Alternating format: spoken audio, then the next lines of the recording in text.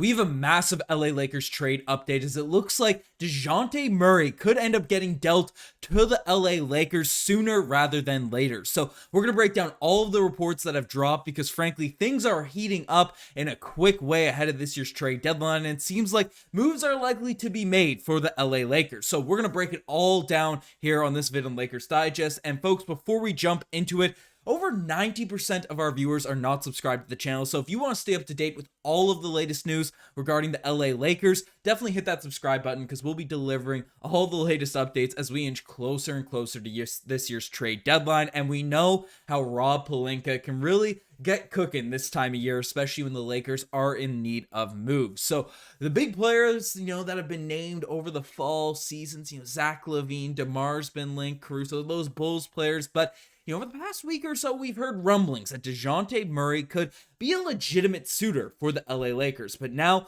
things have really taken a turn over the past 24 hours as Woj has come out and directly stated that the Hawks have spoken to the LA Lakers about a potential Dejounte Murray trade. So the talks are currently ongoing, calls are being made, and it's not just this sort of report because things have really snowballed over the past little bit, as basically also from Chris Haynes, the Lakers are expected to seriously pursue Dejounte Murray, according to Chris Haynes. The Lakers want to push the pace offensively and someone who can serve as a point of attack defender. Rival executives believe that the Lakers and the Raptors, to name a few, will begin progressing more serious discourse with the Atlanta Hawks pertaining to star guard Dejounte Murray, sources say. So the talks have already begun. Dejounte Murray is a guy that's been an all-star in this league when he's playing for the San Antonio Spurs. We saw him. He's putting up to like triple-double numbers on that, not great San Antonio Spurs team. Has been transformed his game a little bit with the Atlanta Hawks sort of as of late as well.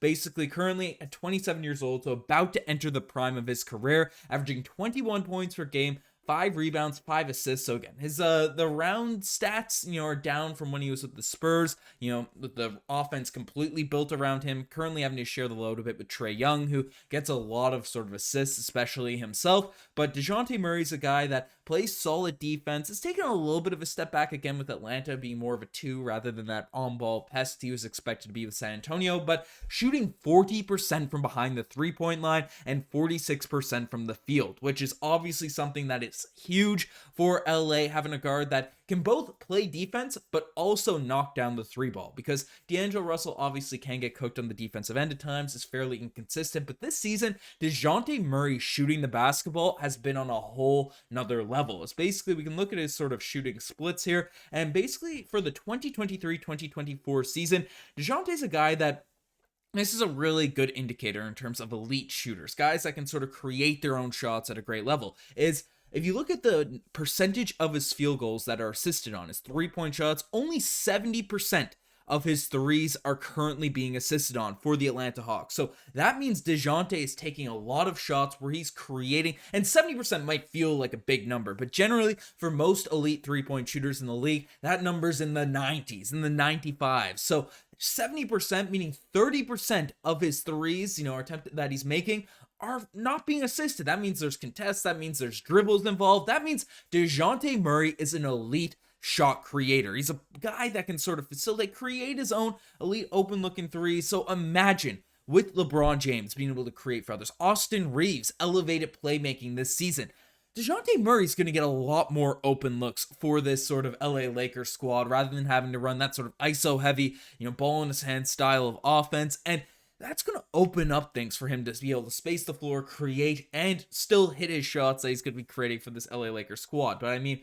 this season, Dejounte Murray himself, he's only taken 35% of his shots from behind the three-point line, takes a lot of shots inside the paint, not much in terms of middies, but his field goal percentage, he's an elite midi. He scores from all over the court. You can look at the field goal percentage by distance. He doesn't really have a hole in this game or space on the court where he misses a lot of shots. And corner three-point percentage, this season it's down a little bit, but again, as we've seen, he doesn't take a lot of shots that are kind of assisted on, but 35% from the corners, but last season shot 44% from the corner three. So that means, those cross-court passes that could be opened up for the LA Lakers to Dejounte Murray could be huge. And you pair that alongside his defense, because we know, and it seems like Darvin Ham, that's a whole video in its own right, but Darvin Ham is going to be the coach of this LA Lakers team. Doesn't seem like a firing is going to happen despite the speculation that was going on just a week ago. But Darvin Ham likes to have those defensive lineups out there, those big, long, wiry defenders. So Dejounte Murray completely fits that mold, but he also provides the floor spacing. So,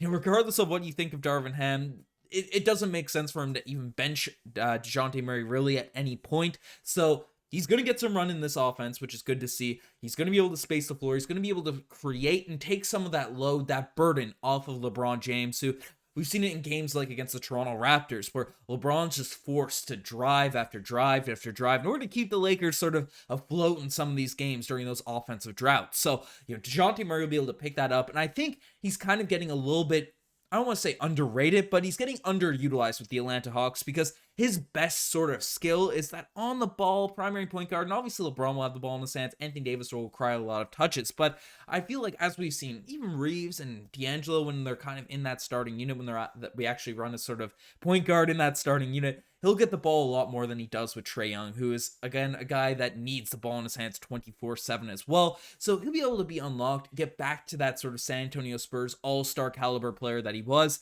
that the Hawks ended up trading for, a couple seasons ago. And so what does it mean? What would the Lakers end up having to give up in order to acquire a piece like this, which would completely change the sort of trajectory of this team? Well, some details have been revealed as of that, because the Lakers, according to Woj, again, would almost assuredly have to include their 2029 first-round pick in a trade for Dejounte Murray. Woj adds it's very, very likely Murray's moved ahead of this year's trade deadline, which makes sense. The Atlanta Hawks are a bottom-tier team in the Eastern Conference. They're trying to improve, but things aren't really working out to a great extent. But 2029 first-round pick, the Lakers continuously just trade future firsts.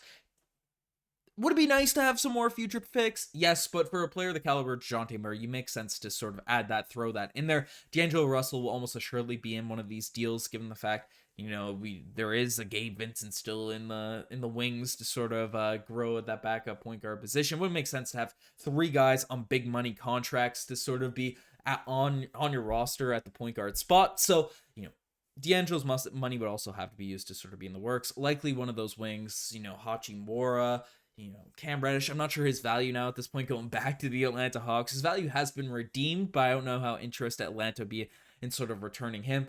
He's getting underutilized a little bit from Darvin Ham as well, so that would suck. But again, for a player like Dejounte Murray, you have to send some value out. But Russell, Rui Hachimura, and then as well as that 2029 first, maybe the Lakers could get something added back from the Atlanta Hawks as well. Something minor, nothing huge. We're not asking for Trae or Kongwu or something crazy like that. But, a decent shooter, maybe AJ Griffin. I'm not sure how he's valued by the Atlanta Hawks. But, some pieces that could even out this trade. So, it's not completely one-sided stuff going that way. But even D'Angelo Russell, Hachimura, and a first, I think that's something, again, it would hurt to lose Hachimura given how well he played in the playoffs last year. But that is an elite upgrade at the point guard spot. You don't want to give up the farm, but the Lakers have developed some guys to where there's a bit of depth on this roster where things could make sense. They need that sort of consistency at the point guard spot. I don't know. Dejounte Murray is a piece that I think could be really game-changing for the Lakers. I feel like more moves would have to be made if that deal does end up going down to deplete the depth a little bit. But let me know what you guys think in the comment section down below. You guys are best to make this far. Again, subscribe to the channel if you guys want to stay up to date with all of the latest